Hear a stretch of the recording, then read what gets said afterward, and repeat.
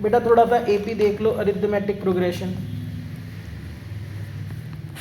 देखो arithmetic progression का मतलब है ऐसा सीक्वेंस ऑफ नंबर्स जिसमें difference between consecutive term remain same. Difference between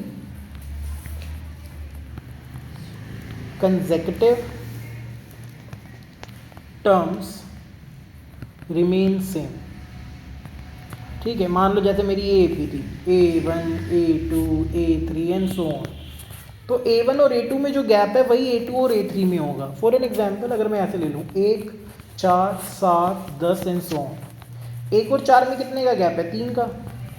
4 और 7 में कितने का गैप है? 3 का।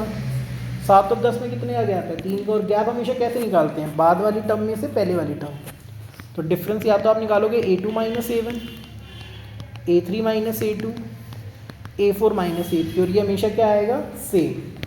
ठीक है, अब बड़े ध्यान से देखना, ये चीज़ तुम्हें समझ आ गई होगी कि कंसेक्यूटिव टर्म्स का अगर डिफरेंस सेम चल रहा है तो वो क्या है? AP। मान लो ये क्वेश्चन आ गया 1 4 5 7 सॉरी 1 4 7 10 एंड सो ऑन। कहता है फाइंड इट्स 20th टर्म।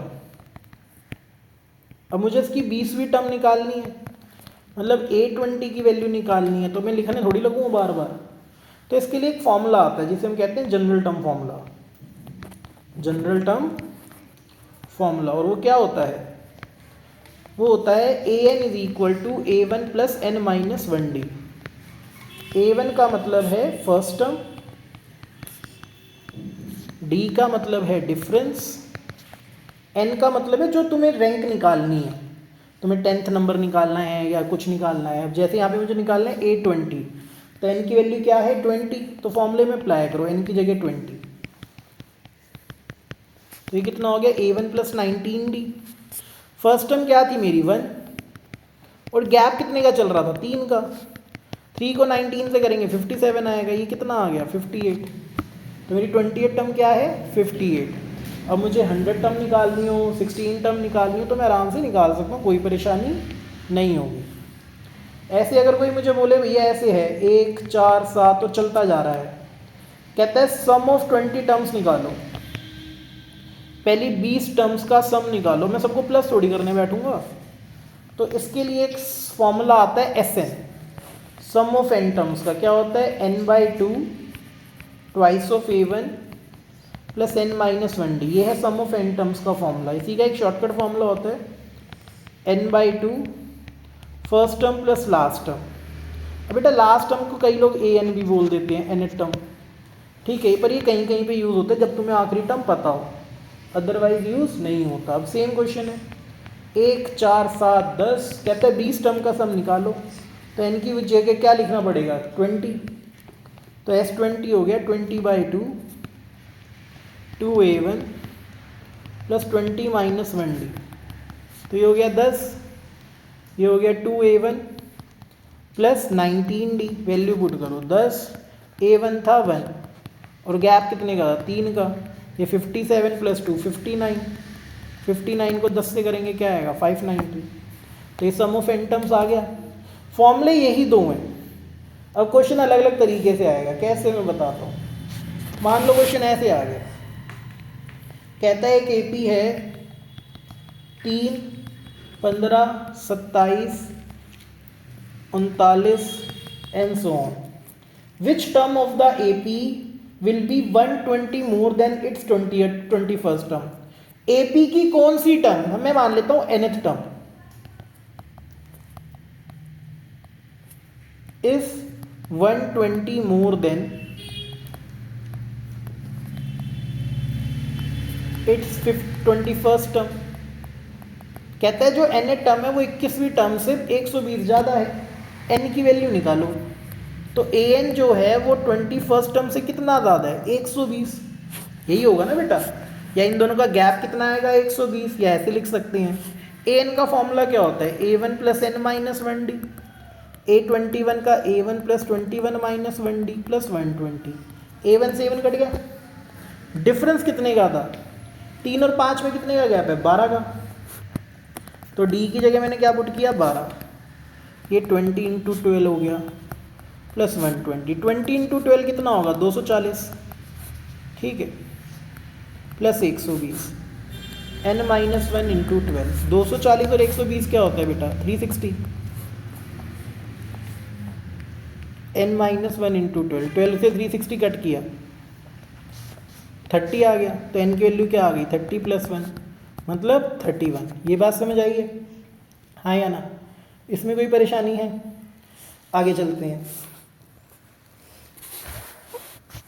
एक क्वेश्चन ऐसे आता है, कह रहा है एक एपी दे रखी है 17, 14, 11 और -40, कहता है ये -40 एंड में, ठीक है, कहता है पीछे से 8वीं टर्म निकालो, find 8th term from last.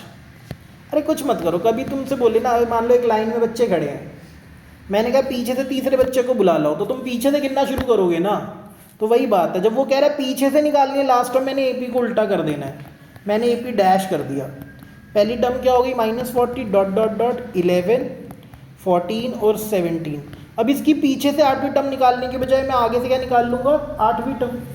इसकी फर्स्ट टर्म क्या है -40, देखो गैप कितने का चल रहा है 11 से 14 हो गया, किन्हीं भी दो कंसेक्यूटिव टर्म्स को लो उसमें गैप पता चल जाता है, तो कितने का गैप आ रहा है 3 का, तो डिफरेंस आ रहा है +3 का। मुझे A8 निकालना है, 8 का फॉर्मूला क्या होगा A1 + 8 - 1D, तो A1 तुम्हें दे रखा है -40, डिफरेंस ये 7 और डिफरेंस चल रहा है 3 का, 7 या 21, -40 + 21 क्या होता है -19, तो पीछे से इस वाली एपी के लिए पीछे से 8वीं टर्म क्या है -19।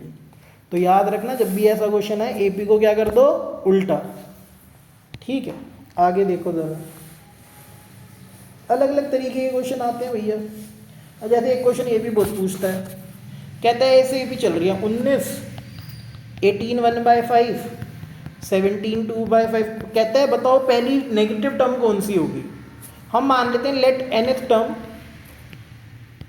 Will be first negative term. भाई नेगेटिव टर्म है तो 0 से छोटी होएगी ना, an इज लेस देन 0।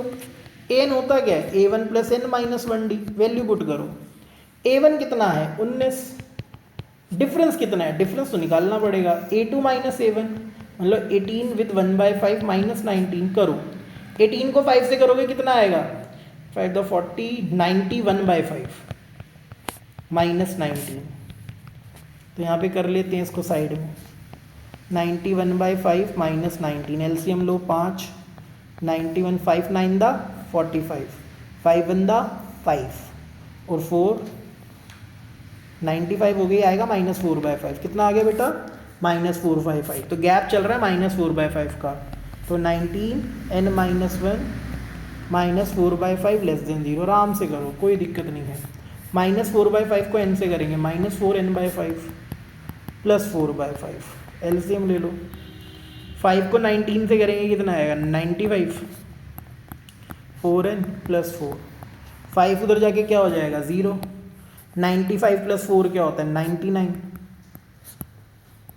ये माइनस का 4n उधर जाके क्या हो जाएगा प्लस का 4n, अब n कितना आ गया 99/4, करो डिवाइड, 4 2 दा 8, 1 कैरी गया, 4 4 दा 16, ये 24.7 से बड़ा, जब n की वैल्यू 24.7 से बड़ी होगी तो ये टर्म क्या बन जाएगी नेगेटिव। 24.7 से बड़ा क्या होता है बोलो 25, क्या होता है बच्चों 25, तो याद रखना 24.7 से बड़ा होता है 25, तो n की वैल्यू कभी फ्रैक्शन में तो हो नहीं सकती, तो जो 25वीं टर्म क्या है वो क्या है पहली नेगेटिव टर्म, तो जब n की वैल्यू 24.7 से बड़ी है मतलब 25 है तो हमारी n टर्म क्या होगी नेगेटिव। तो ये याद रखना है, ये क्वेश्चन भी पूछा जाता है, ठीक है। और देखो भैया ज़रा, और भी कई क्वेश्चन हैं, ठीक है। अभी मैंने सिर्फ इसका इंट्रोडक्शन दिया है, बाकी इसके क्वेश्चन और कराऊंगा, तो इतना देख लेना। बाय बच्चों।